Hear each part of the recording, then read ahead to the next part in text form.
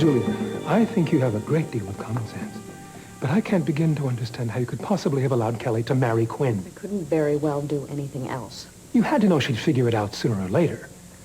And for her to handle that on top of all the other traumas she's had lately is beyond the pale of human endurance. I understand that. It's a wonder she's standing up alive. And when it all sinks in, God knows what she's going to do. Look, Mason, try to put yourselves in our place. Oh, that's asking for an enormous leap of faith.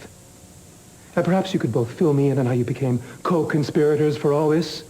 Did you just manage to conveniently forget client confidentiality while you whispered your nautical secret in his ear? She didn't breathe word one to me. Or anyone else. He found out on his own. And you agreed to play along. Have you both lost your minds? You know me well enough to know that my first impulse was to go to Kelly and tell her the truth. But you just could not bring yourself to hurt her.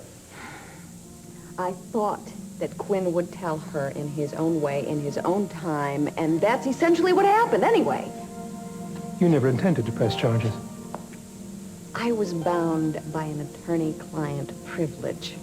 Besides, what difference did that make? I mean, CC went ahead and went after him anyway. I had no choice. I had to do what I did, and I have a feeling if this were thrown in your lap, you would have done the same thing.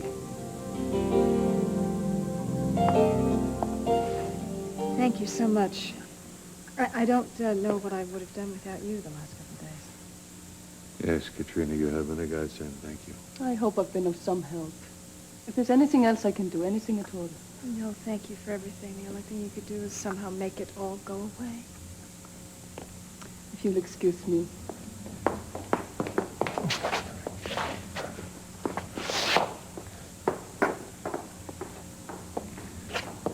Well, Kelly isn't even speaking to me, and I'm the good guy in all this.